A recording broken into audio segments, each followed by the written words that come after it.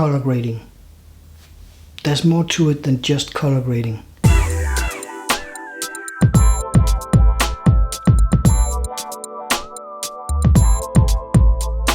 So let me go through all the steps that I go through when I set up this talking head video and do all the lighting and all that stuff. Let me take you one step at a time. First of all, we need to turn on some lights. This light is a Falconize Sophie's 48 watts, or I think it's actually talking about the diameter of this LED light. It's nice because it has this diffusion surface. It is a nice. This is a Falconize Sophie's 68. Let me turn that one on as well. Now both of these LED lights are turned on and they're both set to 5600 Kelvin, which means more or less daylight. Next, setting the scene. I have this workspace that I use and that's what I have. So I have to make the best of it. Let me turn on some warm lights. And next I have to set the scene, which means framing it.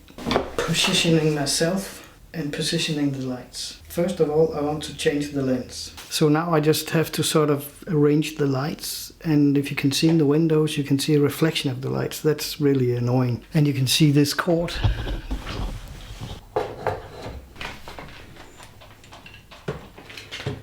Like that. And this keyboard. And now I have to move relevant stuff into the frame. If I were to talk about this XH1 without a lens, now it has a lens on. Yeah. Right, this is a 12mm Samyang, and it was the lens that sat on the X-T3 when I started this video. It doesn't look too bad, but I'll get this out of the way now. And I have no weird reflections, but I'm pretty low in the picture, you know, it's like, what the hell, man? So I have to adjust the camera. Yeah, I think the framing is okay now.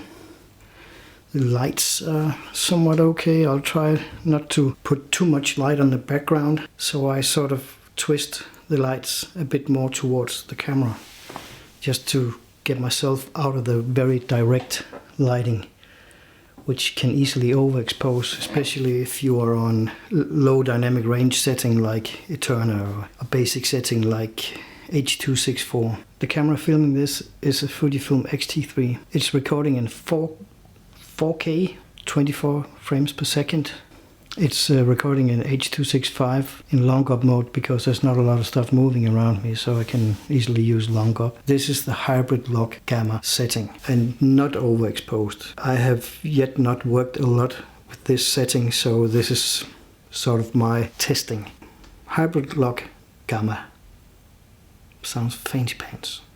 Actually, it doesn't need much because it has a lot of saturation. So we only need to take down the highlights and take down the shadows a bit. So I don't really think this needs more than that. I can sort of tint it in all kinds of directions. I really want to be careful that I don't make it too green. And now for something completely different. This is F-log, which means the flat profile that Fujifilm made for the Fujifilm X-T3 XH1, and it just makes the whole thing quite a bit flat. I've made this base grade layer, and now I take a LUT plugin and just pull it over the base grade layer. And here you can see that we now have this plugin. I want to add this LUT F-log to Eterna and load it. Just by adding this, we are so much closer to a result that we can actually use. You can decide on how much you want to blend it in. So what I can do now is add some highlights, not too much, adjust the midtones, and maybe add shadows, but I don't think we need it. I think this is pretty okay, but now we can add a bit of orange, which I did before, and maybe take the shadows into some blue, maybe, or maybe not, maybe a little, and maybe add a bit of magenta in the tint section. I think this is not too bad, and maybe give it a bit more exposure.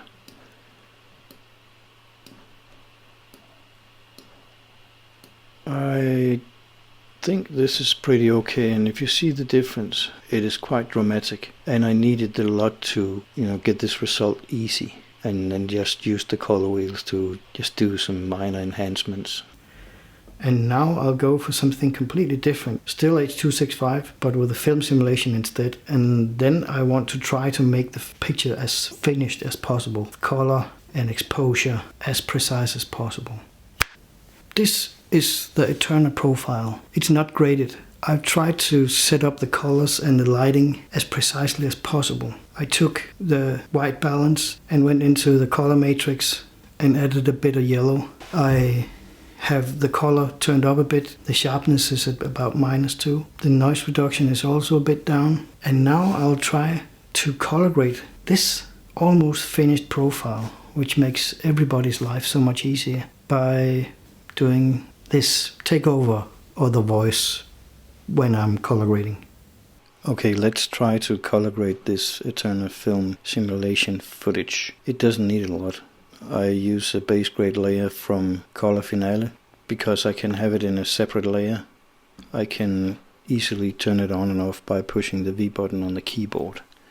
What I'll do with this is maybe I added a bit too much yellow in the camera, so I can sort of add a bit of orange instead and take the shadows and give it some blues to sort of even it out.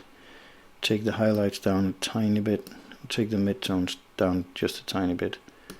I want to be able to see details in the black, and I can do that now. And this is pretty much what this needs. So now I'll try to toggle between the non-graded and the graded. Non-graded. Yeah, you can see it's a bit too yellow. And graded. This is pretty much what I want to do with the Eterna film simulation. And that is pretty much how I color grade these things that I do. It's very different from film to film, and if I'm doing a real film instead of these talking head videos, I grade them so they sort of enhance the emotion of the film or the scene. I guess that was it for me. See you next time.